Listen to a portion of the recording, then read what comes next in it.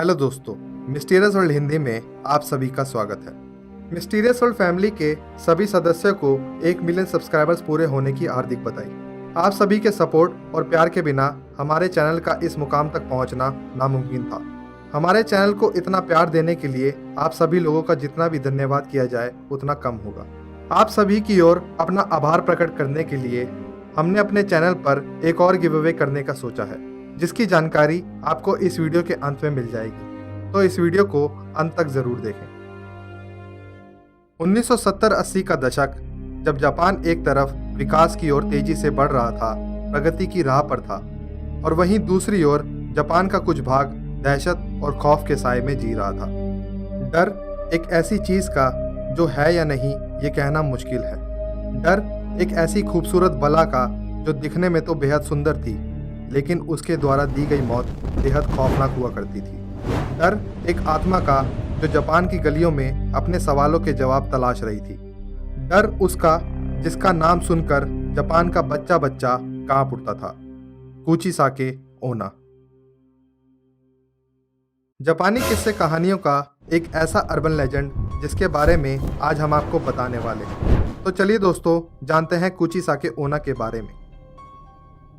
Japan के सुनसान रास्तों पर कुचिसाके ओना चेहरे पर सर्जिकल मास्क पहने ज़्यादातर बच्चों को अपना शिकार बनाती थी। उसका चेहरा सर्जिकल मास्क से ढका होता है और वो बच्चों के पास आकर उनसे पूछती है कि क्या मैं सुंदर दिखाई देती हूँ। सुनने में ये सवाल एक मामूली सा सवाल लगता है, लेकिन इस सवाल का जवाब शायद सबसे मुश्किल हो सकता है, क्योंकि इस सवाल का जवाब आपकी जान ले भी सकता है और बचा भी सकता है।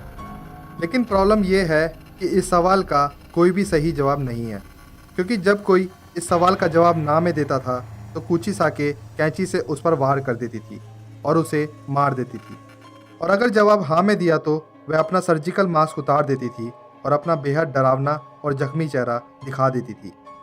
उसका चेहरा 2 हिस्सों में बटा होता था, मानो किसी ने उसके चेहरे को पूरी तरह चीर दिया हो, और फिर से वो अपना सवाल दोहराती थी कि क्या मैं अब भी सुंदर दिखाई देती हूँ।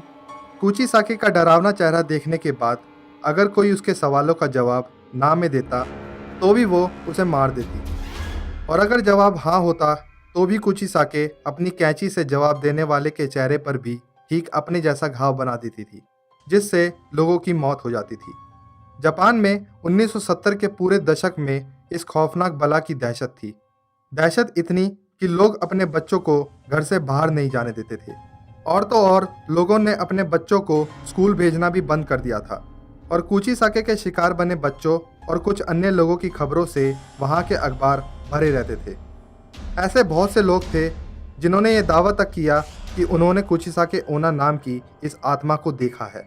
उन दिनों इस खतरनाक चलती फिरती मौत की दहशत इतनी ज़्यादा बढ़ चुकी थी कि जापान सरकार को स्कूली छात्रों को पुलिस प्रोटेक्शन देनी पड़ी ताकि बच्चे बेखौफ स्कूल आ जा सकें।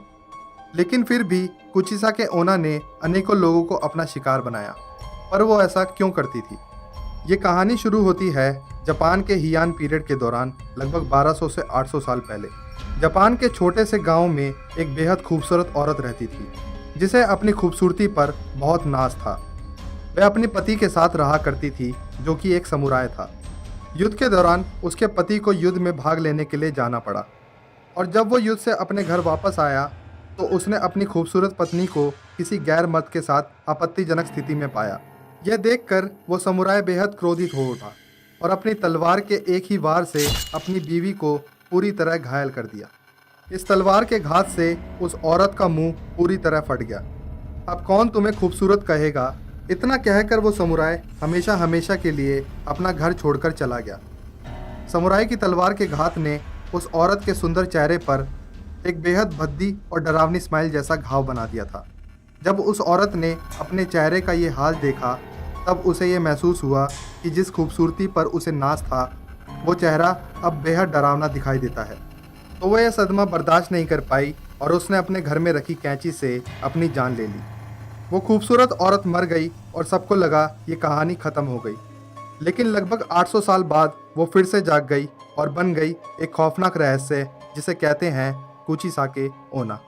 आज भी जापान के कई लोगों का मानना है कि कुचिसाके ओना आज भी जापान की सुनसान गलियों में घूम रही है अपने अगले शिकार की तलाश में।